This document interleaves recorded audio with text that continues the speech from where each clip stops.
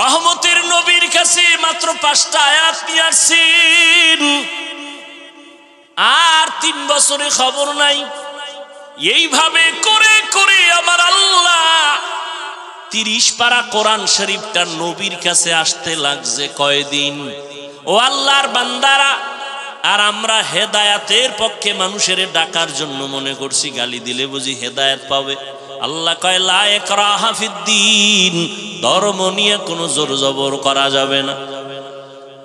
মুসা নবী যায় ফেরাউনের দাওয়াত দিতে, আল্লাহ কয় ও মুসা, ফেরাউনের গিয়া তুমি তো গরম মেজাজের গরম কথা বলবা না। ফাকুলা লাহু কাউলান লাইয়িনান লাআল্লাহু ইয়াতাযাক্কারু আও ইয়াখশা, নরম কথা বইল,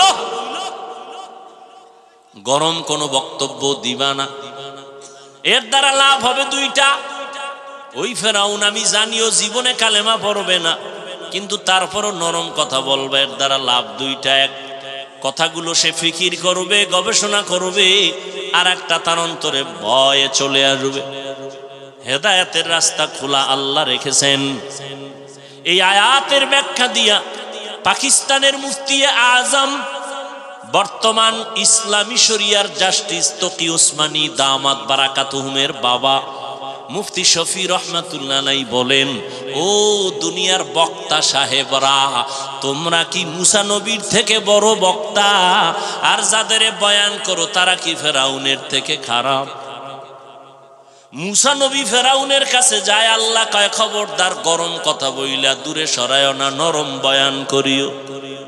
মুসা নবীর মতো বক্তারে যদি আল্লাহ এই একটা রেস্ট্রিকশন দিয়া দেয়, সীমাবদ্ধতা দিয়া দেয়, তুমি বক্তা যাদের বয়ান করো এরা তো ফেরাউনের মতো খারাপ না, এরা তো আলেমরে মোহাব্বত করে, এরা তো আলেমকে শ্রদ্ধা করে, এদের সামনে তুমি এত জোরে গালাগালি করবে, অধিকার তোমারে কে দিল? নরম কথা বলে এদের দাওয়াত দাও, মাথায় হাত দাও, মোহাব্বত লাগায় দাওয়াত দাও। ও কলিজার যুবকেরা, আমি 5 কল্লি টুপি মাথায় দিলাম, ভিন্ন টুপিওয়ালারে গালি দেই নাই, তুমি কেন আমার টুপিরে বাঁকা নজরে দেখো? আমি কওমি মাদ্রাসার সন্তান, কই স্কুল কলেজ আলিয়ার বিরুদ্ধে বলি নাই, তুমি কেন কওমির বিরুদ্ধে আঙ্গুল তুলো? আমি তাবলিগের লাইনের সন্তান, তোমাকে বলি নাই তাবলিগ না করলে জাহান্নামে যাইবা, তুমি কেন এত গরম ভাব দেখাও? আমি খাঁটি আল্লাহ ওলিয়া উলিয়ার পক্ষে কথা বলি, তাদেরকে মানার চেষ্টা করি, কিন্তু বলি নাই তাদেরকে না মানলে তুমি জাহান্নামে যাইবা, তুমি কেন মাথা গরম করো? ও যুবক, আমি একবারও বলি নাই স্কুল পড়ো, কলেজে পড়ো, ছেড়ে দাও, মাদ্রাসায় চলে আসো, হুজুর হও, একবারও বলি নাই। বরং আমি সাহস দিয়া গেলাম, বাবারা স্কুলে পড়ো, দোয়া করি, কলেজে পড়ো, ডাক্তার হও, ইঞ্জিনিয়ার হও, একজন প্রফেসর হও, তবে আমার দাবি বেয়াদব হইও না। তোমার ব্যবহারে যেন আলেমরা কষ্ট না পায়, তোমার ব্যবহারে যেন মা বাবা কষ্ট না পায়। তোমার মতো যুবক জীবনে মাদ্রাসায় পড়ে নাই, স্কুল কলেজে পড়ে, চাকরি করে, র্যাব, আর্মি, পুলিশ, বিডিআরের চাকরি করে, OC, DC SP, member, chairman, MP, general লাইনে থাকার পরেও তারা 5 বেলার নামাজ পড়ে। সত্য কথাটা বলো, আছে না নাই? তুমি কেন পারো না? তোমার মতো যুবক রাস্তায় গাড়ি চালায়, নামাজ ছাড়ে না, তুমি কেন পারো না? তোমার মতো যুবক কৃষি কাজ করিয়াও নামাজ পড়ে, তুমি কেন পারো না? তোমার মতো যুবক জেনারেল লাইনে থাকিয়া কোনোদিন মাদ্রাসার লাইনে যায় নাই, নদীর মধ্যে মাছ ধরিয়াও নামাজ পড়ে, তুমি কেন পারো না রে বাবা? মোনাজাত তো সবাই ধরে, তোমার চোখে কেন পানি আসে না? মনে মনে বাহাদুরি করিও না, আমার আল্লাহ তোমার উপরে বেজার গুনার কারণে মা বাবার অভিশাপ লাগছে। কারণ সারাটা রাত মোবাইল হাতে নিয়ে রাত কাটাও, কবিরা গুনাহ করো, সারাটা রাত এক বেলার নামাজ নাই, মা বাবার সাথে ভালো ব্যবহার করো না। আল্লাহর কসম, শিক্ষকের সাথে যদি খারাপ আচরণ করো আর কষ্ট দাও, আল্লাহ ক্ষমা দিবেন না। শিক্ষক যদি ক্ষমা না দেয়, মা বাবায় ক্ষমা না দিলে আমার আল্লাহ ক্ষমা দিবেন না, কারণ এটা বান্দার হক। जिंदगी में बंदगी तू करना है, जिंदगी में बंदगी तू कर नहीं, जिंदगी बे बंदगी शर्मिंदा है, जिंदगी बे बंदगी शर्मिंदा है। दुनिया में हो दुनिया का तलबगार न हो, बाजार से गुजर हो खरीदार न हो। ये दुनिया एक मिसल कागज फूल है, ये दुनिया एक मिसल कागज फूल है। जिंदगी में बंदगी तू कर नहीं, जिंदगी में बंदगी तू कर नहीं, जिंदगी बे बंदगी शर्मिंदा है, जिंदगी बे बंदगी शर्मिंदा है। जिंदगी में बंदगी कुन बंदगी, बंदगी बे जिंदगी शर्मिंदगी। তাফসীর করার মতো যোগ্যতাও আল্লাহি আল্লাহর কসম আমার মধ্যে নাই। বড় বড় তাফসীর কারক যারা আল্লাহওয়ালা তাদেরগুলো দেখা শুইনা মুখস্থ করে আপনাদেরকে রিপিট করে শোনাবো। অতএব আমি মুফাসসির হতে পারি না, আর একজনেরটা দেখা বয়ান করা নিজের কোনো যোগ্যতা নাই এলেমের, সে কোনোদিন মুফাসসির হতে পারে না, চাপার জোরে হতে পারে। আর আমগো দেশে চাপার জোরে সবই চলে, তো চাপার জোরে চলতেছে। আল্লাহ হেদায়াত দান করুন। আর মুফাসসির লিখতে 1000 ভিজিটিং কার্ডে মুফাসসির লিখতে কত দূরার কালি যায়।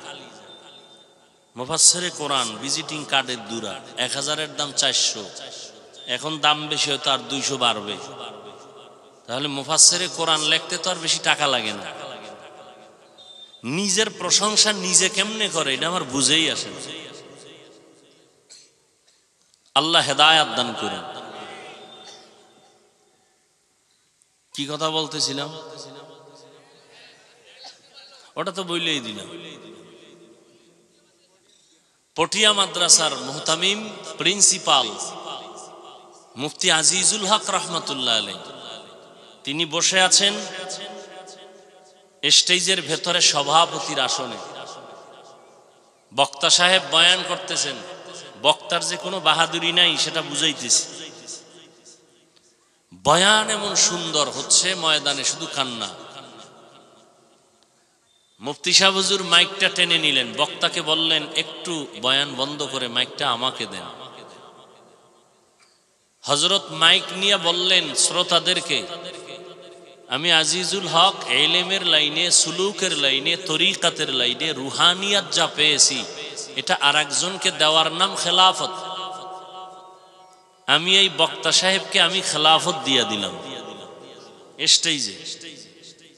দিয়া হুজুর বসে গেলেন, বক্তাকে বললেন আবার বয়ান করেন। বয়ান যখন আবার নতুন করে শুরু করছে, আগের মতো সে রৌনক নাই, কান্নাকাটি নাই, বক্তার জীবন দিয়ে ফেলাইতেছে। বয়ান আর আগের মতো। হুজুর আবার মাইক নিয়ে নিলেন, মাইক নিয়ে বললেন আমি যে খেলাফত দিছিলাম তা ফিরাইয়া নিলাম, খেলাফত বাদ। খেলাফত বুঝেন তো, পীর সাহেবরা খেলাফত দেয় না, পীর সাহেবের খলিফা। এখন প্রশ্ন করবে শ্রোতারা, দিলেন কেন, দেওয়ার পরে নিলেন কেন? প্রশ্ন করার আগেই হযরত জবাব দিয়ে দিলেন। উনি যখন প্রথম বয়ান করতেছিলেন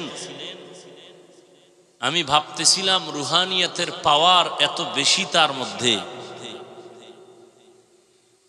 এই জন্য আমি খেলাফত দিছি। পরক্ষণে আমি অনুভব করলাম আসলে এই যে রুহানিয়াতের পাওয়ারটা তার নিজের না। আগের বার যে বয়ান করেছে এত রুহানি পাওয়ার আসছে, এটা শ্রোতাদের মধ্যে কোনো খাঁটি আল্লাহওয়ালা আছে, তার রুহানি তাওয়াজ্জু লেগেছে।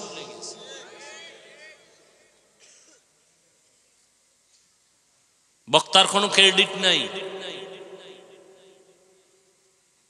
যদি বক্তা আল্লাহর মুখী হইয়া ইখলাস নিয়ে বসে আর শ্রোতাদের দিলের আকর্ষণ থাকে, মহব্বত থাকে, এর উপরে নির্ভর করে বয়ান হয়। বহু আগে দিনাজপুরে আসছিলাম এক জায়গায়, 2 ঘন্টা বয়ান করার পর একটা স্লিপ দিছে মুসা নবীর ঘটনা বলার জন্য। এই এলাকায় তো আইছে। বয়ান করলাম বাংলা ভাই আর শায়েখ আব্দুর রহমান এই বোমাবাজদের বিরুদ্ধে। পরের দিন চলে গেলাম ঢাকায়, টেলিফোন করলো একজনে, হুজুর আপনি কি দেশে ইসলাম চান না?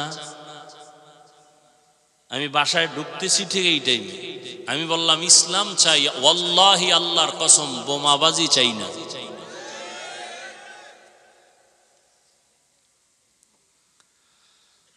হ্যাঁ, অতএব আপনারা বলছেন, আমি আসছি, সবকিছু আল্লাহর দয়া ছাড়া হয় না। বান্দা চাইলে কিছুই হয় না, আমার আল্লাহ চাইলে সব হয়।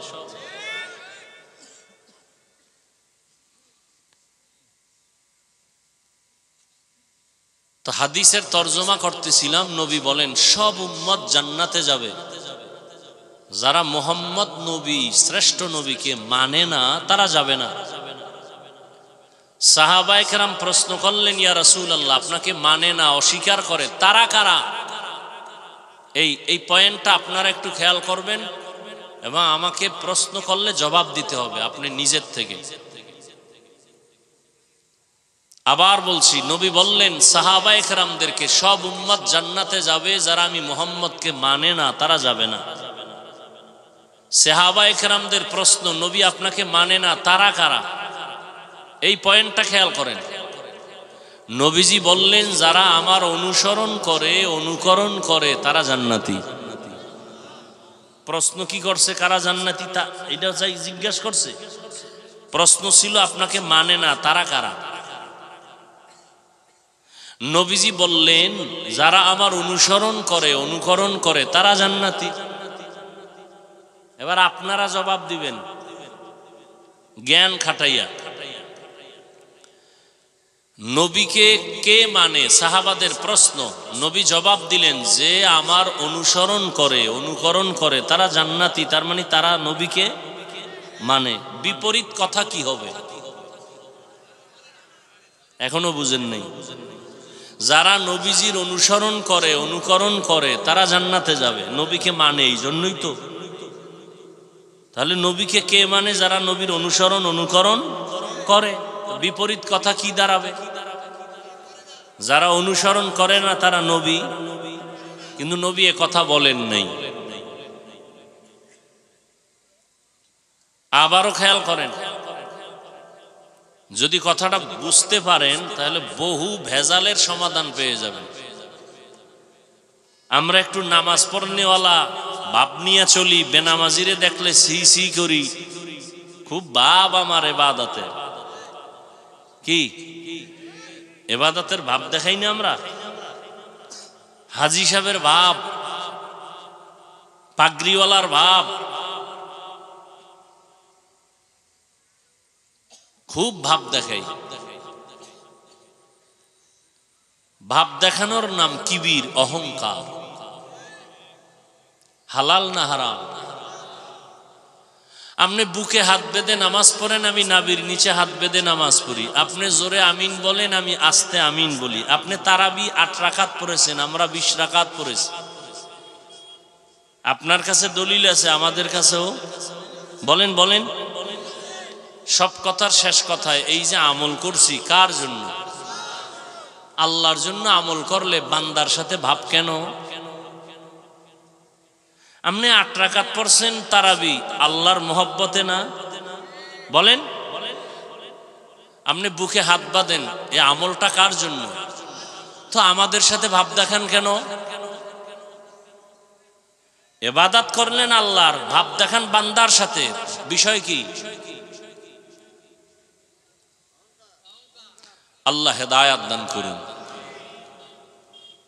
কিবির, আগুন যেমন লাকড়ি ধ্বংস করে দেয়, অহংকার মানুষের আমলকে বরবাদ করে দেয়। কি উঠবা? ডিস্টার্ব করো না, আমি মোনাজাতটা দিয়ে নাইমে যাব। কারো জ্যৈষ্ঠ মাস, কারো সর্বনাশ।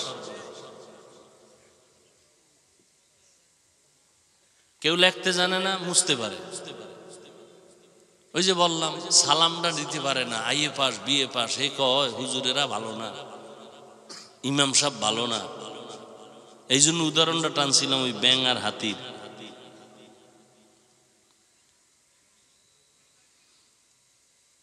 নিজে আউজুবিল্লাহ পারে না, সালাম দিতে পারে না, হে ইমামের ভুল ধরে বয়ে বয়ে। কি ওয়াজ করে? কেসা কাহিনীর ওয়াজ করে, বলে না? ও ভাই, তুমি জানো পৃথিবীতে শ্রেষ্ঠ কিচ্ছা কাহিনীর কিতাবের নাম কোরআন শরীফ? তুমি জানো? এই যে কোরআন শরীফ 250 গ্রাম ওজনও নাই, কিন্তু এর হাকিকতে ওজন কত খবর আছে? এই মাত্র এতটুকু কোরআন শরীফের পাওয়ার কত? পৃথিবীর শ্রেষ্ঠ মেধা যার, শ্রেষ্ঠ বিজ্ঞানীর মতো, দার্শনিকের মতো জ্ঞান যাকে আল্লাহ দিয়েছেন, তিনি রহমাতুল্লিল, যার কোনো তুলনা, যেই নবীর মতো বড় মুফাসসির আর পৃথিবীতে কেউ, মুহাদ্দিস, মুফতি আছে? সেই নবীকে আল্লাহ কেমন জ্ঞান দিছেন, সেই নবীকে আল্লাহ কোরআনটা দিতে গিয়া ঈসা নবীর মতো ছোটবেলা দিতে পারতেন না? 40 বছরের ভরে দিলেন কেন? প্রশ্নের জবাব খুঁজো। আর দিতে গিয়া প্রথম মাত্র 5 আয়াত নিয়ে জিবরাইল আসছে হেরা পাহাড়ে। কোথায়? জবাব দিয়েন, বুঝবেন, ভালো করে বুঝেন।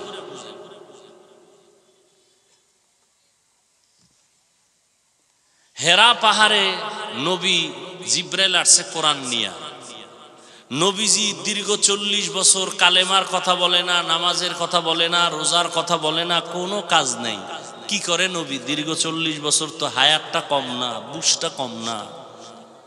নবী বাইতুল্লাহর অদূরে ওই হেরা পাহাড়ের চূড়ায় উঠে আল্লাহর ধ্যানে সময় কাটাতেন। ওলামায়ে কেরাম ভুল হইলে এক্ষণ বলে দিবেন, কানে ধইরা সবার সামনে তওবা করব। আপনাদের উপর আমি দায়িত্ব দিয়ে দিই, বিশেষ করে এখানে হিলি মাদ্রাসার হযরত বসে আছেন, আরো ওলামায়ে কেরাম আছেন, খুব খেয়াল করেন কথাগুলো।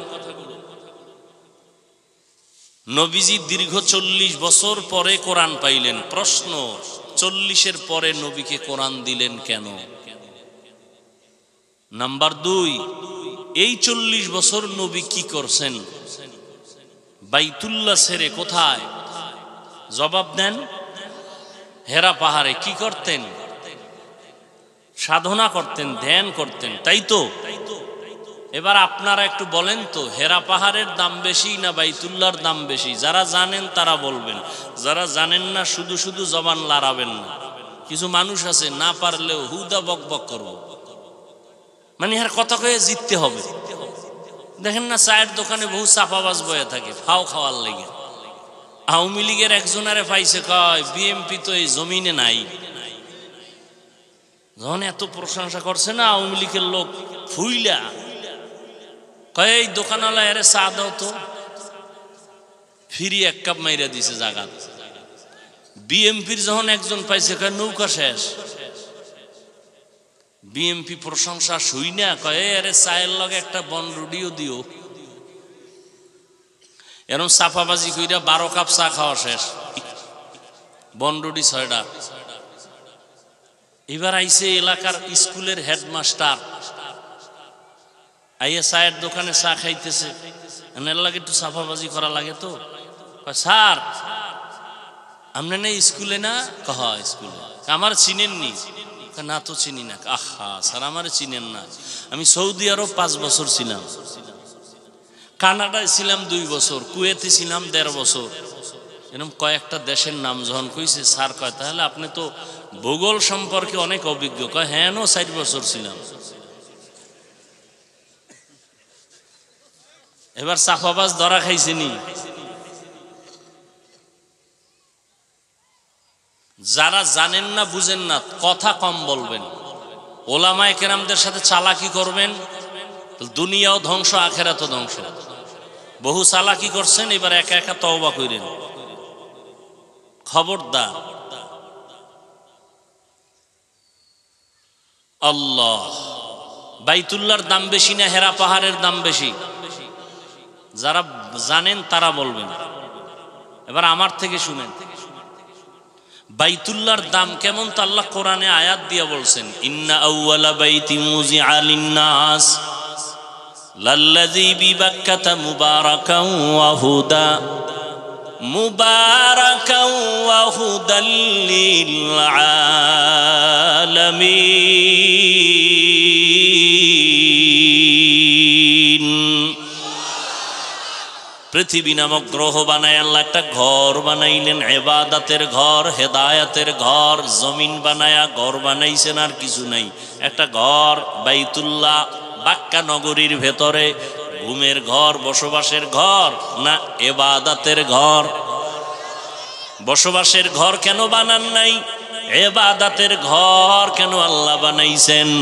এর একমাত্র কারণ, জমিনের চিফ গেস্ট হবে একমাত্র মানুষ। জিন এ জমিনের চিফ গেস্ট না, ফেরেশতারাও এ জমিনের বাসিন্দা না। একমাত্র চিফ গেস্ট হবে, প্রধান মেহমান হলো মানুষ। আর আল্লাহ মানুষ বসবাসের জন্য দুনিয়ায় পাঠাবেন না, আল্লাহ মানুষ বানাবেন তার ইবাদত করার জন্য। এ কারণে আল্লাহ ইবাদতের ঘর আগে বানায় রাখছেন। ওই ঘরটার দাম কত? কয় বান্দা চুপচাপ দাঁড়ায় দাঁড়ায় আল্লাহর ঘর দেখবা, কিছু বলবা না, শুধু তাকায় দেখবা এটা আমার আল্লাহর ঘর। অনবরত আমলনামায় সওয়াব লেখা হবে। সুবহানাল্লাহ। না কি ভাবলো বয়ে রয়েছেন না, সুবহানাল্লাহ বলা যাবে না জোরে, আমার তাহলে সম্মান নিচু হয়ে যাবে। কি সুবহানাল্লাহ বললে লাভ না ক্ষতি? তো বলেন না কেন? আর কি সময় পাবেন না এক আমল করা? এই হাওয়া বাতাস খাইয়া তো জীবনটা কাটায় দিলেন, চেহারার চামড়াগুলো ভাঁজ হয়ে গেছে, এরপরও পশ্চিম চিনেন না। কত বড় চাপাবাজ আপনি, আবার বলেন আমার দিল পরিষ্কার। আল্লাহ হেদায়াত দান করুন। এত দামি একটা ঘর, এই ঘরের আঙ্গিনায় যদি 1 রাকাত নামাজ কেউ আদায় করে, 1 লক্ষ রাকাত নামাজের সওয়াব আল্লাহ দান করবেন। এত দামি ঘর, প্রশ্নটা মনে আসেনি কি? বাইতুল্লাহ দামি না হেরা পাহাড় দামি? কি বাইতুল্লাহ দামি? কিন্তু কঠিন প্রশ্ন, এই বাইতুল্লাহ ছেড়ে আমার নবী হেরা পাহাড়ে কেন যাইতেন? এই প্রশ্নের জবাব যদি আমার সোনার বাংলার টুপিওয়ালা মৌলবীরা জানতো, কোনোদিন খাঁটি ওলি আউলিয়ার বিরোধিতা করত না। এই স্লোগান দিয়েন না ভাই, আমি এটি পছন্দ করি না। স্লোগান দিবেন নাস্তিক বেঈমানের বিরুদ্ধে, স্লোগানের জায়গা আলাদা, চিৎকারের জায়গা আলাদা। এটা রাজনীতির মঞ্চ। রাজনীতির মঞ্চ যদি হইতো তাহলে দলমত নির্বিশেষে এখানে সবাই আসতো না। আওয়ামী লীগওয়ালারা ডাকলে বিএমপি যাবে? বলেন, বিএমপি ওয়ালারা সমাবেশ দিলে আওয়ামী লীগ যাবে? মসজিদে তাবলিগওয়ালারা ডাকতেছে, ওই লাইনের লোক ছাড়া বাইরের কেউ যায়? কিন্তু এখানে আওয়ামী লীগ আসছে, বিএমপি আসছে, গোষ্ঠী শুদ্ধ সব লাইনের মানুষ এখানে আছে না? যারা ফেসবুকে আলেমরে গালি দেয়, আমগো কাফের কয়, এরাও আইছে, আয় নাই? কারণ কি? বিএমপি ডাকলে সমাবেশে আওয়ামী লীগ যায় না, আওয়ামী লীগের সমাবেশে বিএমপি যায় না। আর এটা কেমন একটা প্যান্ডেল, সব লাইনের মানুষ এখানে এসে বসছে। আবার অন্য দলের কোনো সমাবেশে গেলে আগে গাড়ি লাগে ফ্রি, এখানে কোনো ফ্রি নাই। কেউ পায়ে হেঁটে আসছে, কেউ গাড়ি ভাড়া দিয়ে আসছে। ওখানে যাওয়ার পরে আবার বসার জন্য ভিআইপি চেয়ার, ফাঁকে ফাঁকে নাস্তা না হয় চেয়ারের বাড়ি। আবার ওই সমাবেশকে নিয়ন্ত্রণ করার জন্য কত পুলিশ লাগে, র্যাব লাগে, না পারলে শেষ পর্যন্ত কুত্তা রেডি। কারণ মানুষের উপরে কোনো বিশ্বাস নাই, বডিগার্ড বডির মধ্যে গুলি মারে, কুত্তা বেঈমানি করে না। কিন্তু এখানে কোনো গাড়ি ভাড়াও নাই, নাস্তা আসেনি, আছে। বরং আপনারা টাকা আরো দান করলেন, বসার জন্য ভিআইপি ব্যবস্থাপনা। খের দেখছেন কি ভিআইপি খের, তাও নাই। পাশার তলে কি জুতা।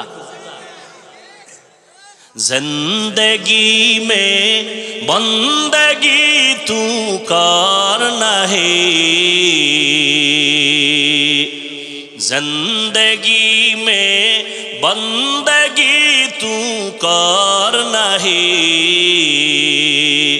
जिंदगी बे बंदगी शर्मिंदा है, जिंदगी बे बंदगी शर्मिंदा है।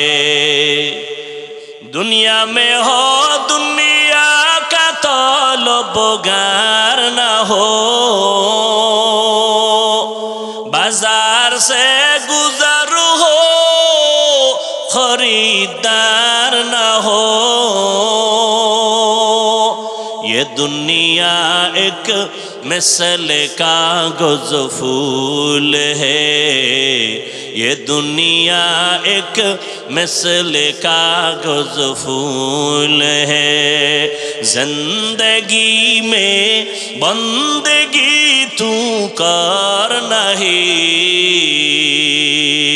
जिंदगी में बंदगी तू करना है, जिंदगी बे बंदगी शर्मिंदा है, जिंदगी बे बंदगी शर्मिंदा है। जिंदगी में बंदगी कुन बंदगी, बंदगी बे जिंदगी शर्मिंदगी। বাইতুল্লাহর এত দাম, বাইতুল্লাহ সারিয়া নবী হেরা পাহাড়ে 40 বছর সময় কাটালেন কেন? বড় কঠিন প্রশ্ন। এই প্রশ্নের জবাব যদি আমার দেশের ওলামায়ে হযরত জানতেন, কোনোদিন ওলি আউলিয়ার বিরুদ্ধে জবান খুলতেন না। আর আমি তো চ্যালেঞ্জ করে সারা বাংলাদেশে বলি, শুধু চ্যালেঞ্জ না, আল্লাহর জাতের কসম করে বলি, একবার না 3 বার কসম করে বলি, ওয়াল্লাহি বিল্লাহি তাল্লাহি। আল্লাহর কসম 1 বার, আল্লাহর কসম 2 বার, আল্লাহর কসম 3 বার। যারা ওলি মানে না, আউলিয়া মানে না, এরা কোরআন মানে না, বুখারী শরীফও মানে না, এরা ভণ্ড। এদের যারা ভণ্ড বলবে না, তারাও ভণ্ড।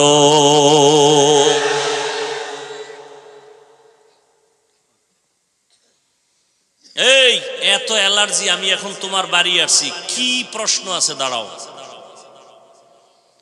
কম জ্বালাও নাই তো জীবনে, এবার প্রশ্ন পাঠাও, কি করবা? তবে তোমারে লাগবে সিফাগল্লিতে কাগজ পাঠাই একটা প্যাচ লাগাবা না, ওই তোমার প্যাচে আমি পড়তে রাজি না। সামনে এসে বসো, আগে আলহামদু সূরাটা সুন্দর করে শুনাইতে হবে, এরপরে তোমার প্রশ্নের জবাব। কি লিখতে জানে না মুজবার জন, বাপের নাম নাই জানগাজির বেয়াই,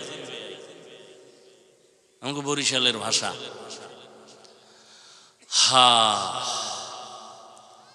মাত্র 5টা আয়াত নিয়ে জিবরাইল আসছেন নবীর কাছে।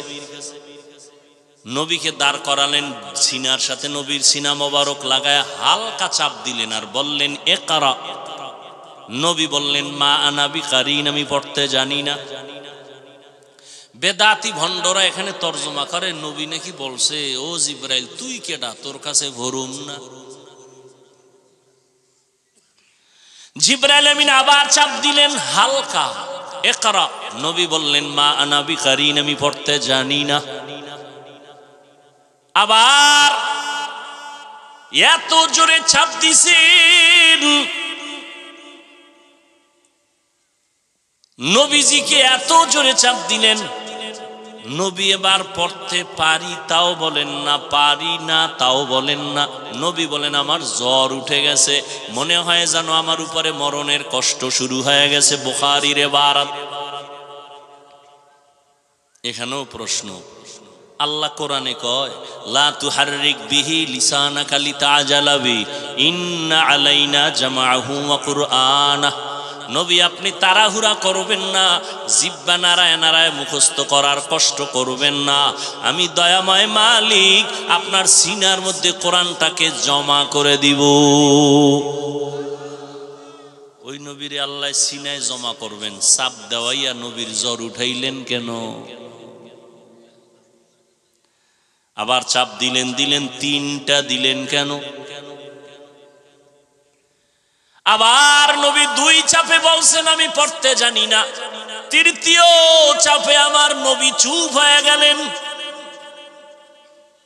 জিব্রাইল আমিন রেশমি রুমালে আয়াতটা ধইরা রাখছেন, নবী পড়েন ইকরা বিসমি রাব্বিকাল্লাযী খালাক খালাকাল ইনসানা মিন আলাক ইকরা ওয়া রাব্বুকাল আকরাম আল্লাযী আল্লামা বিল কলম আল্লামাল ইনসানা মা লাম ইয়ালাম। 5 আয়াতের সাফে নবী অসুস্থ। 3 বছরে জিব্রাইল আর আয়াত নিয়ে আইয়ে না। 3 বছর পরে আবার আসছেন, ইয়া আইয়ুহাল মুদ্দাসসির কুম ফাআনজির রাব্বাকা ফাকাব্বির ওয়া সিয়াবাকা ফাতাহহির। এই চালাক বাঙালি দিনাজপুরের মানুষ, রহমতের নবীর কাছে মাত্র 5টা আয়াত নিয়ে আসছেন, আর 3 বছরে খবর নাই। এইভাবে করে করে আমার আল্লাহ 30 পারা কোরআন শরীফটা নবীর কাছে আসতে লাগছে কয়দিন? কয় বছর? নবীর কাছে কোরআন আসতে লাগলো 23 বছর। আর তুমি সেই কোরআন রাতারাতি পইরা ভিজিটিং কার্ডে লেখবা মুফাসসিরে কোরআন, এটা চাপাবাজি ছাড়া কিছুই না। এইটা বুঝাইতে গিয়ে এত দূর গেলাম, রাগ করলেন? আমার ট্রেনের টাইম হয়ে গেছে।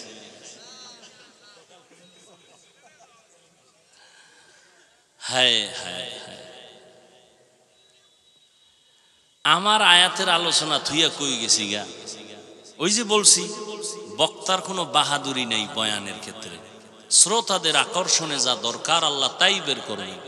এই কথাগুলো এই এলাকার জন্য হয়তোবা আল্লাহ চাইতেছেন, এই রোগের রোগী বহু আছে। কি আমি তো মুখস্থ করে আসি না যে এই কথার পরে এই কথা বলবো, কোন বিষয় বয়ান করবো তাও চিন্তা করি না। আউযুবিল্লাহ যখন ঢুকছি খুতবায় বিসমিল্লাহ গিয়া চিন্তা করলাম, এই আয়াতটা সামনে আসছে, আয়াত পড়লাম, ওয়ামা আরসালনাকা ইল্লা রাহমাতাল লিল আলামিন। হাদিসের তরজমাটা মনে আসেনি? সাহাবায়ে কেরাম বললেন নবী আপনাকে মানে না কারা? মনে আছে তো? এবার নবী কি জবাব দেয়, এই পয়েন্টটা একটু খেয়াল করবেন। নবী বলেন যারা আমার অনুকরণ করে তারা জান্নাতি। বিপরীত কথা কি দাঁড়াইছিল? যারা অনুসরণ করে না তারা কি? কিন্তু এই কথা নবী বলেন নাই। নবী কি বলছেন? নবী বলছেন ওয়ামান আসানি ফাকাদ আবা, যারা আমার বিরোধিতা করে তারা আমারে মানে না। এখনো বুঝেন নেই? আল্লাহ সবাইকে বুঝদান করেন। নবী এই কথা বলেন নাই যারা আমার অনুসরণ করে না তারা আমারে মানে না। নবী বলছেন যারা অনুসরণ করে তারা জান্নাতি, আর যারা আমার বিরোধিতা করে তারা আমারে মানে না। ব্যবধানটা আরো বুঝেন। বিরোধিতা করে তারা মানে না, এখান থেকে প্রমাণ যারা নবীর আদর্শ মতো চলে না তারা দুই দল। কয় দল? এক দল আগ্রহী আর এক দল বিদ্রোহী। বুঝেননি এই কথাটা? বুঝেননি? আগ্রহী বিদ্রোহী বুঝেন তো? এক দল দরদি, এক দল বিরোধী। এবার একটা উদাহরণ দেই। উদাহরণটা বাস্তবের সাথে কখনো মিলে কখনো উদাহরণ কেন? আসল কথা বুঝাবার সহায়ক হিসাবে উদাহরণ দেওয়া হয়। কিন্তু আমাদের মধ্যে কিছু নষ্ট অন্তরের মানুষ এরা আসল কথা না বুঝা উদাহরণ লয়ে লাফায়। এই উদাহরণ দিল কেন? কথার কথা।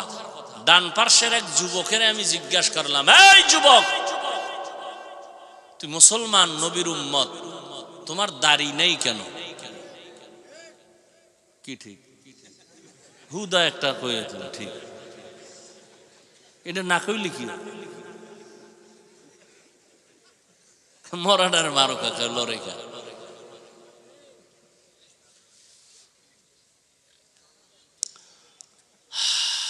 একজনকে জিজ্ঞাসা করলাম, যুবক ভাই তুমি দাড়ি রাখো না কেন? খুব খেয়াল করেন।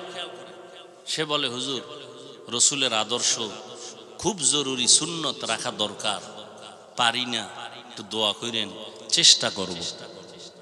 বুঝেন সে কি আগ্রহী না বিদ্রোহী, দরদি না বিরোধী? বাম পার্শ্বের এক যুবকের জিগাইলাম, এই দাড়ি রাখো না কেন? আমার কথাটা শেষ না হতে বিদ্যুতের গতিতে আক্রমণ, না রাখলে অসুবিধা কি? দাড়ির মধ্যেই কি ইসলাম? আগ্রহী না বিদ্রোহী, দরদি না বিরোধী? আগ্রহীর আর এক নাম, রসুলের আদর্শ মানার ক্ষেত্রে বিদ্রোহীর আর এক নাম বেঈমান। আগ্রহী মুমিন, বিদ্রোহী বেঈমান। এইবার যে দাড়ি রাখে না তাকে গালি দেওয়া যাবে না। আগে বুঝতে হবে সে আগ্রহী না। যে দাড়ি রাখে না তাকে গালি দেওয়া যাবে না। যে দাড়িটা পছন্দ করে না তাকে ছাড় দেওয়া যাবে না, সুযোগ পেলেই জুতার বাড়ি। একজনে নামাজ পড়ে না তাকে গালি দেওয়া যাবে না, আর একজনে নামাজ পছন্দ করে না তাকে ছাড় দেওয়া যাবে না। ব্যবধানটা বুঝেননি? আগ্রহী আর আগ্রহী বান্দা যদিও নামাজ পড়ে না কিন্তু মুমিন, আগ্রহী বান্দা টুপি পরে না কিন্তু মুমিন, বিদ্রোহী বান্দা নামাজ পড়ে না, বেঈমান। কারণ নামাজের প্রতি ঘৃণা, রসুলের আদর্শের প্রতি ঘৃণা। এই কারণে আমাকে উল্টা প্রশ্ন করে, টুপি না পরলে অসুবিধা কি? নামাজ না পড়লে অসুবিধা কি? দাড়ি না রাখলে অসুবিধা কি? দাড়ির মধ্যেই কি ইসলাম? টুপির মধ্যেই কি ইসলাম? পোশাকের মধ্যেই কি ইসলাম? তাহলে তোমার কথায় বোঝা গেল টুপির মধ্যে ইসলাম নাই, দাড়ির মধ্যে ইসলাম নাই, পোশাকের মধ্যে ইসলাম নাই। তো ইসলামটা কোন পাহাড়ের চিপায় তোমার আব্বা বাবা দাদারা ঢুকায় রাখছে, বের করে দাও। এরকম বেয়াদব আছে না নাই? চূড়ান্ত বেয়াদব, চূড়ান্ত বেয়াদব।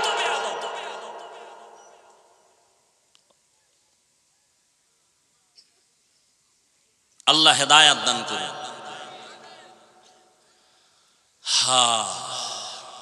এবার হাদিসটা শেষ, মোটামুটি তো বুঝতে পারছি আলহামদুলিল্লাহ। এবার আয়াতে ঢুকি। ওয়ামা আরসালনাকা ইল্লা রাহমাতাল লিল আলামিন।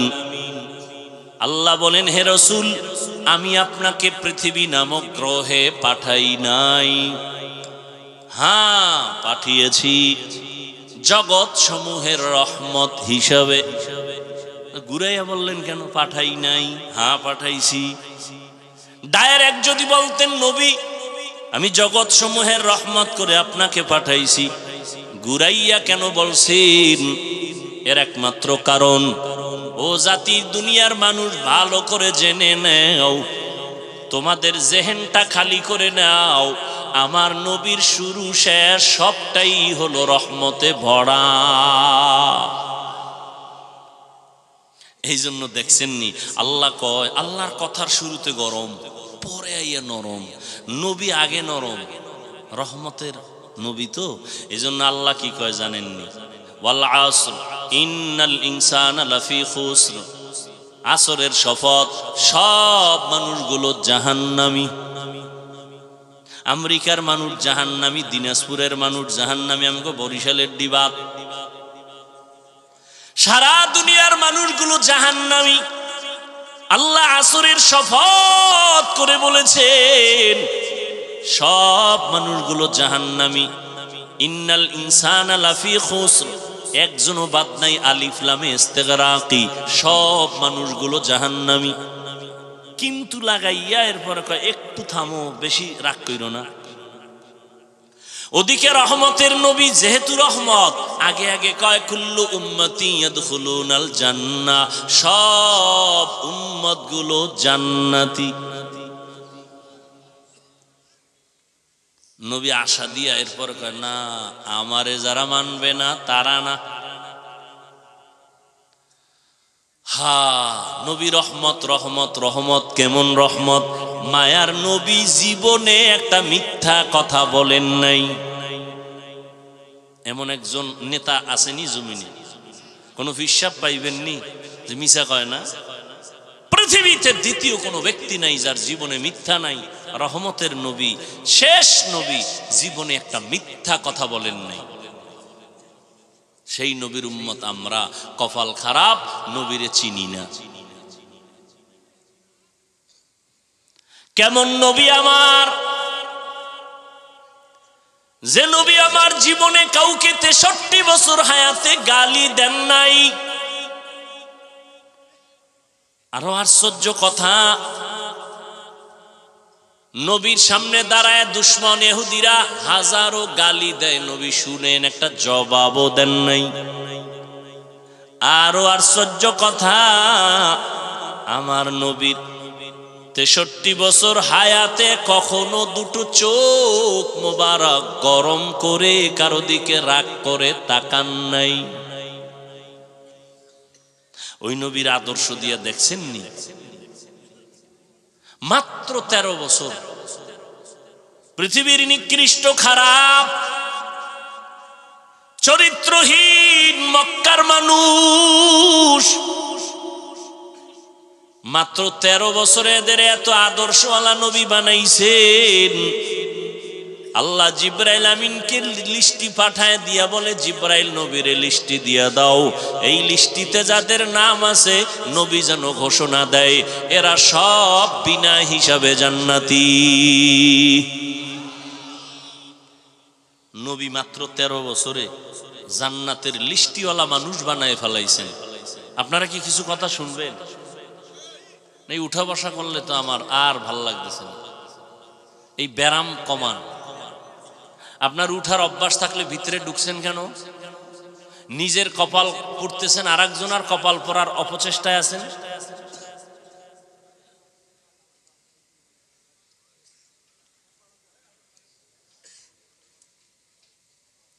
এটা কি যাত্রার প্যান্ডেল? নাটকের মঞ্চ? মন চাইলে বসলেন, মন চাইলে উঠলেন, মন চাইলে চা খাইবেন, পান খাইবেন, বিড়ি টানবেন। শুরুতেই বলেছি মজলিসটার এত দাম যে বসা মাত্র সবার জীবনের সব গুনাহ মাফ। নবী বলেন যারা ঘর থেকে বের হইছেন প্রত্যেকের সাথে আল্লাহ পাক 70,000 রহমতের ফেরেশতা দিয়ে একটা কাফেলা বানায় দিয়েছেন।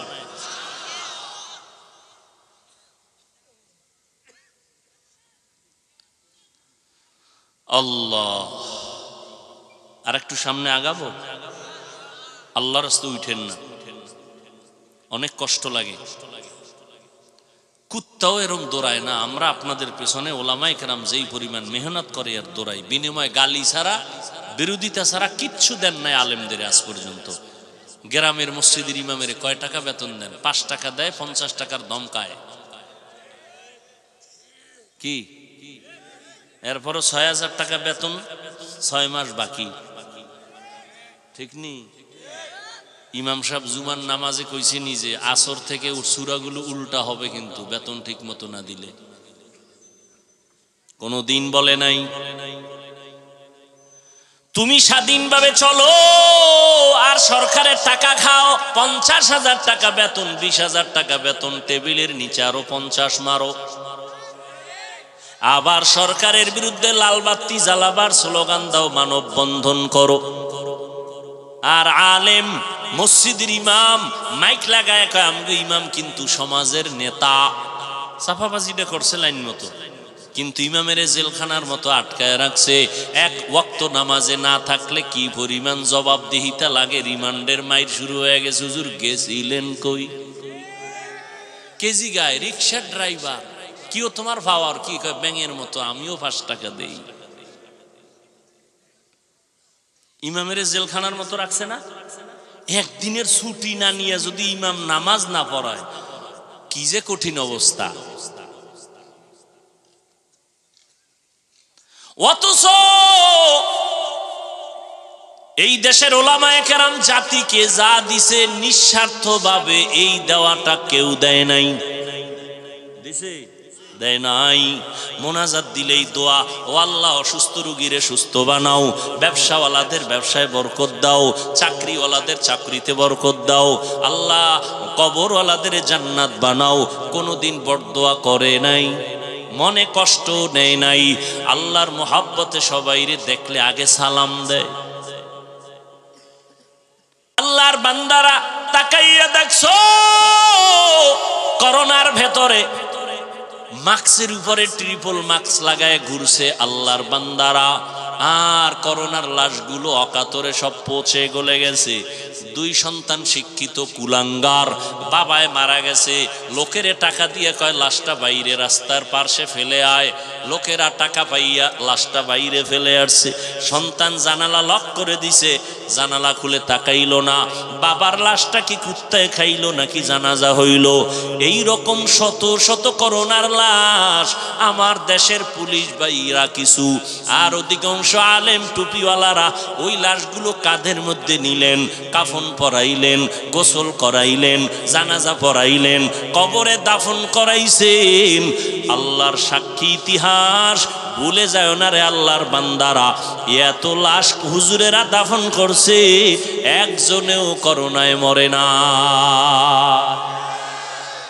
বানায় কইছি। স্কুল বন্ধ করে নাই, কলেজ বন্ধ, চাকরি বন্ধ, ব্যবসা বন্ধ, ট্রেন বন্ধ, গাড়ি বন্ধ, সব অচল হয়ে গেল গোটা দুনিয়া। কিন্তু তাকাইয়া দেখছো আল্লাহওয়ালা কোরআনওয়ালাদের একটা মাদ্রাসাও বন্ধ হয় নাই। নগদ আল্লাহ দেখায় দিলেন, আমি আল্লাহ চাইলে সব পারি। সম্মান কে দেয়? না মানুষ দেয়? মানুষে যদি সম্মানের ভলিউম পাইতো তা আমাকে হুজুরগো কত আগে পাড়ায় মারতো। মানুষের হাতে চাবি নাই, এ কারণে আমগো চেয়ারের কোনো মেয়াদও নেই। চেয়ারম্যান সাহেবের মেয়াদ আছে না? চেয়ারের সত্য কথাটা বলেন। এমপি সাহেবের চেয়ারের মেয়াদ আছে না? কোরআনওয়ালা আলেম ওলামাদের চেয়ারের মেয়াদ আছে। এরা দুনিয়াতেও বাদশা, আখেরাতেও বাদশা। কিন্তু এই ভাব লইয়ে কি কোনো আলেম চলে? দেখেন আপনারা যে আমাকে কি পরিমাণ গালি দেন আমরা জানি না। এরপর একটা গালি কি দিছি বলেন?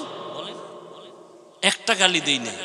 আপনার দাড়ি নাই, টুপি নাই, নামাজ নাই, দেখলেই আমরা কাছে টানি, সালাম দেই, হাসি মুখে বলি ভাইজান কেমন আছেন। আর আপনারা খালি কথার আগে গালি। হুজুরে বয়ান করছে মসজিদে সুদের, কাউ গরম হুজুর গরম, এটার বাদ দাও। নরম হুজুর আনো, নরম হুজুর আনছে। এবার যে সুদমুদ কিছু কয় না, কয় যে 5 ওয়াক্ত নামাজ পড়েন, মা বাবার খেদমত করেন। আর এক দল পিছে লাগছে, কি কয় বেশি নরম, ইমানই নাই। এই হুজুরের ইমান দুর্বল, নরম হুজুর। কত চালাকি করলেন। কোন আলেম আপনার বিরুদ্ধে যায় নাই, গালি দেয় নাই, দেখলে সালাম দিছে। এই জন্য যুবকদেরকে বলছি, পৃথিবীতে তোমার জন্য নিঃস্বার্থ বন্ধু এ জমিনের উলামায়ে কেরাম আর কেউ নাই। আর যারা আছে ঠিক সব স্বার্থপর। মা তোমাকে ভালোবাসে, পেছনে স্বার্থ। প্রমাণ? এটা কোন থানা? থানার ডায়েরি তালাশ করো, বহু সন্তান মা বাবার বিরুদ্ধে মামলা করেছে। বহু মা বাবা সন্তানের বিরুদ্ধে মামলা করে না? সন্তান বিপদে পড়লে, কঠিন বিপদে, বাপ মায় কয় এটা আমার ছেলেই না। হ্যাঁ, কিন্তু ওলামায়ে কেরাম কখনো স্বার্থের জন্য কাউকে মহব্বত করে না, দিল খুইলা দোয়া করে। রহমতের নবী আমার, বুঝি না, আচ্ছা ও হ্যাঁ ভাইরা আমার, রহমতের নবী আল্লাহ বললেন আমি জগৎ সমূহের জন্য রহমত করে পাঠাইলাম। এখানে অনেকে তরজমা করে ওমা আরসালনাকা ইল্লা রাহমাতাল লিল আলামিন, উভয় জগতের জন্য রহমত। আমি তরজমা করলাম জগৎ সমূহের জন্য রহমত। উভয় জগৎ বললে বোঝা যায় দুই জগৎ, দুনিয়ার জগৎ, পরকালের জগৎ। জগৎ তো আরো আছে, রুহের একটা আলাদা জগৎ, মায়ের গর্ভের একটা আলাদা জগৎ, দুনিয়ার এই পৃথিবী নামক জগৎ আলাদা জগৎ, মরার পরে কবর জগৎ আলমে বরজখ এক আলাদা জগৎ, হাসরের ময়দান একটা আলাদা জগৎ, জান্নাত জাহান্নাম একটা আলাদা জগৎ। এই জন্য বললাম জগৎ উভয় জগৎ না, জগৎ সমূহের জন্য আপনার আমার নবী হলেন রহমত। রুহের জগতের জন্য নবী রহমত, মায়ের গর্ভের জগতের ক্ষেত্রেও নবী রহমত, দুনিয়ার জন্য নবী রহমত, পরকালের জন্য নবী রহমত, কবর জগতের জন্য নবী রহমত, হাসর জগতের জন্য নবী রহমত, জান্নাত ও জাহান্নামের জগতের ক্ষেত্রে নবী রহমত।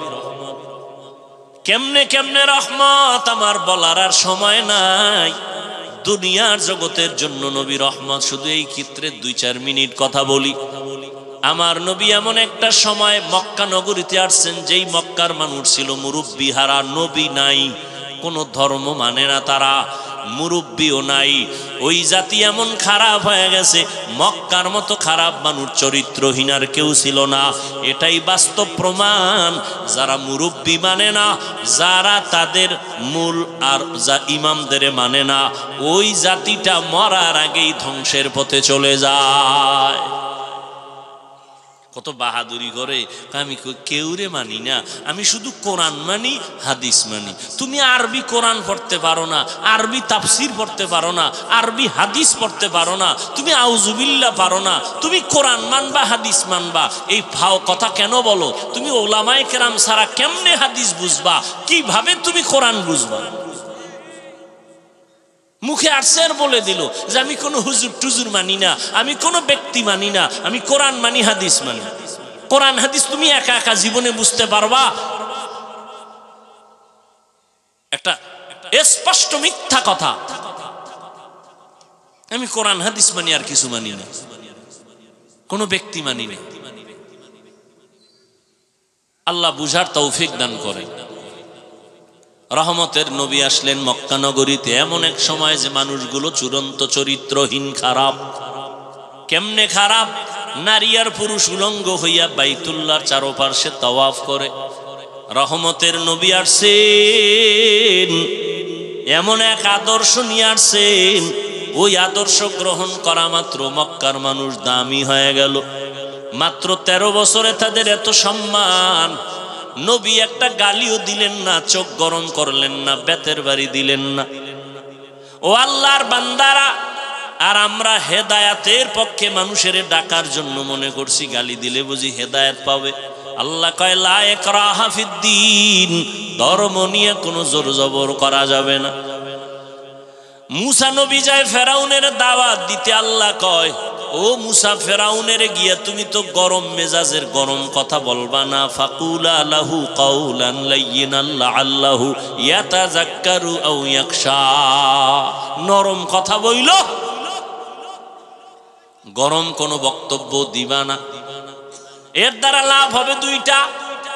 ওই ফেরাউন আমি জানিও জীবনে কালেমা পড়বে না, কিন্তু তারপরও নরম কথা বলবে, এর দ্বারা লাভ 2টা। এক, কথাগুলো সে ফিকির করবে, গবেষণা করবে, আর একটা তার অন্তরে ভয়ে চলে আসবে।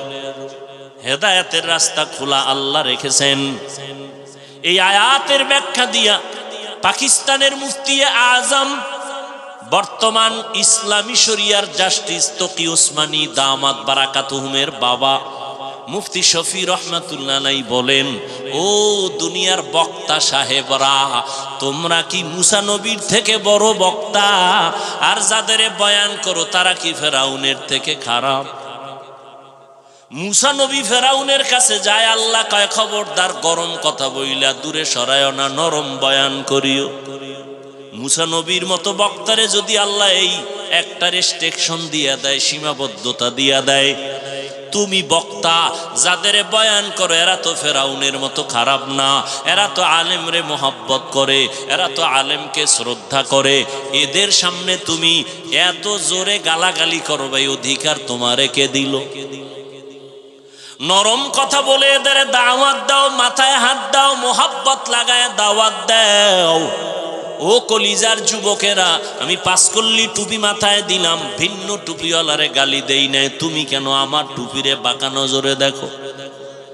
আমি কওমি মাদ্রাসার সন্তান, কই স্কুল কলেজ আলিয়ার বিরুদ্ধে বলি নাই, তুমি কেন কওমির বিরুদ্ধে আঙ্গুল তুলো? আমি তাবলিগের লাইনের সন্তান, তোমাকে বলি নাই তাবলিগ না করলে জাহান্নামে যাইবা, তুমি কেন এত গরম ভাব দেখাও?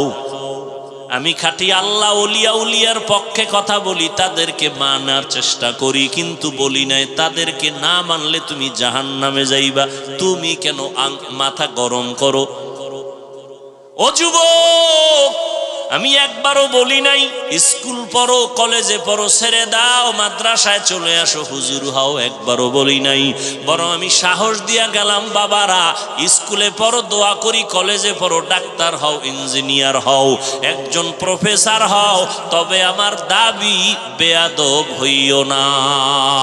তোমার ব্যবহারে যেন আলেমরা কষ্ট না পায়, তোমার ব্যবহারে যেন মা বাবা কষ্ট না পায়।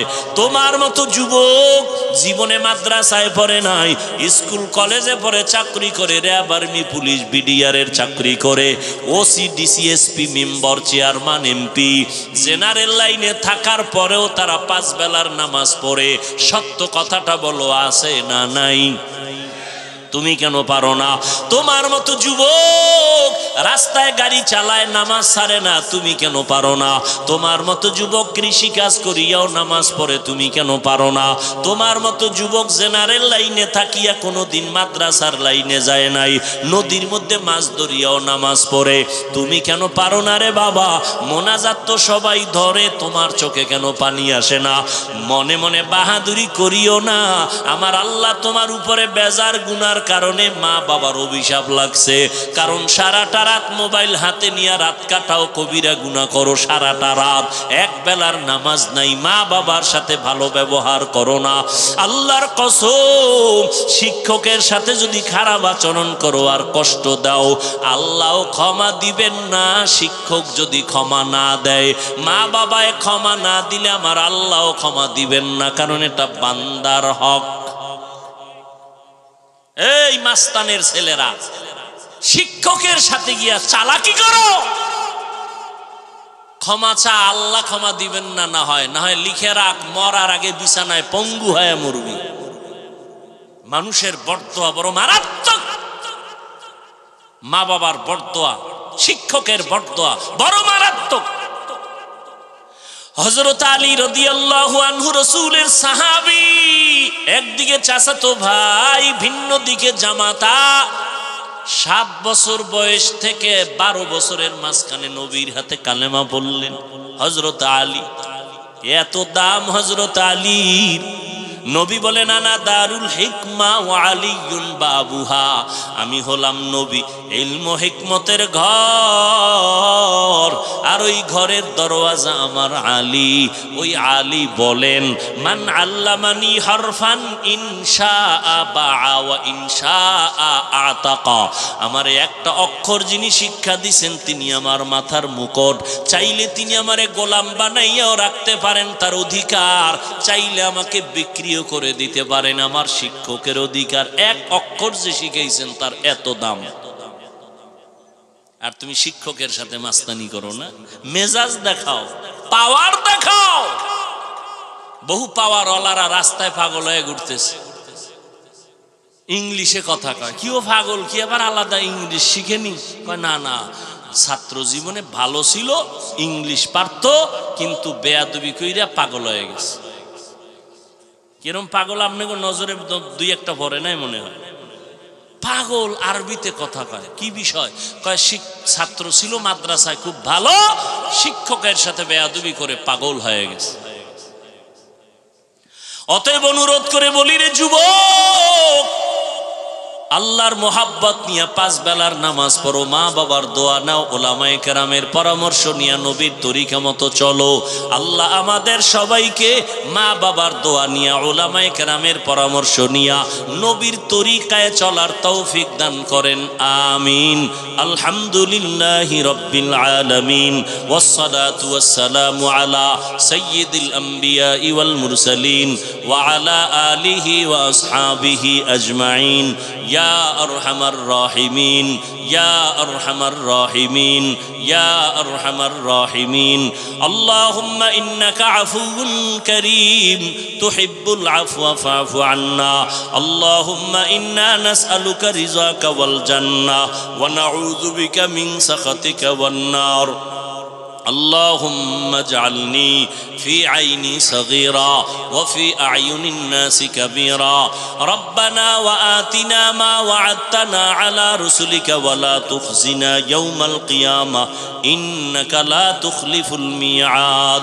يا الله মাহফিল কবুল করে নেন, আয়োজনকারীদের কবুল করে নেন, দান সদকাকারী সহযোগিতাকারীদের কবুল করে নেন, মাদ্রাসা মসজিদ কবুল করে নেন, এলাকাবাসীকে কবুল করে নেন, ঘরে ঘরে সুন্নতের বাতি জ্বালায় দেন, মা বোনদের আবেদা বানায় দেন, সন্তানগুলো নেককার বানায় দেন। আমার কলিজার প্রত্যেকটা যুবকের 5 ওয়াক্ত নামাজি, কোরআন পড়নেওয়ালা বানায় দেন, মোবাইলের গুনাহের থেকে হেফাজত করেন, আদবওয়ালা জিন্দেগি দান করেন। আয় আল্লাহ সারা দুনিয়াবাসীকে মাফ করে দেন, ফিলিস্তিনের মুসলমানদের উপরে রহমত নাজিল করেন, ইসরায়েলের জালেমদেরকে ধ্বংস করে দেন, বাংলাদেশ শান্তির দেশ বানায় দেন, প্রশাসনিকভাবে যারা কাজ করে জনপ্রতিনিধির দায়িত্বে যারা দিনদার বানায় দেন। আয় আল্লাহ তাআলা আমাদের অন্তর থেকে রিয়া হাসাদ কিবির দূর করে ইখলাস দান করেন। আয় আল্লাহ ইলম ও হিলম ও হিকমত আমলে বরকত দান করেন, চলার পথে হেফাজত করেন। আল্লাহ জাহিরি বাতিনি দুশমন থেকে হেফাজত করেন। আমাদের মুরব্বী মা বাবা আত্মীয় স্বজন যারা দুনিয়ায় নাই, কবর জান্নাতের বাগান বানায় দেন, ওলিয়া উলিয়াদের বন্ধু বানায় দেন, উলামায়ে আহলে হকের বিজয় দান করেন, বাতিলের মোকাবেলায় বিজয় দান করেন, হেদায়েতের নূর আমাদের সিনায় দান করেন, আমাদের জান মাল আহাল পরিবার হেফাজতের ব্যবস্থা করে দেন, হেদায়েতের দৌলত আমাদের দান করেন, নবীজির রওজা মোবারক বাইতুল্লাহ জিয়ারতের ব্যবস্থা করে দেন, সুন্নাতওয়ালা জিন্দেগি দান করেন। আয় আল্লাহ আমাদের হায়াতে বরকত দান করেন, যারা অসুস্থ কুদরতের দ্বারা সুস্থ করে দেন, মা বাবা সন্তান, আয় আল্লাহ শিক্ষক ছাত্র সবার মধ্যে মিল মোহাব্বত বাড়ায় দেন, নবীজির মোহাব্বতে আমাদের দোয়া কবুল করে নেন, দিলের নেক আশা পূরণ করে দেন। আয় আল্লাহ ইজ্জতওয়ালা জিন্দেগি আমাদের দান করেন। আয় আল্লাহ মুসিবত থেকে হেফাজতের ব্যবস্থা করে দেন। হাসবুনাল্লাহু ওয়া নি'মাল ওয়াকিল, নি'মাল মাওলা ওয়া নি'মান নাসির। আল্লাহুম্মা নవ్বির কুলুবানা বিনুরি মা'রিফাতিক, আল্লাহুম্মা তাহহির কুলুবানা আন গায়রিক। ইয়া আল্লাহু ইয়া আল্লাহু ইয়া আল্লাহ। ওয়া সাল্লাল্লাহু তাআলা আলা খাইরি খালকিহি মুহাম্মাদিন ওয়া আলিহি ওয়া আসহাবিহি আজমাইন। আমিন আমিন আমিন।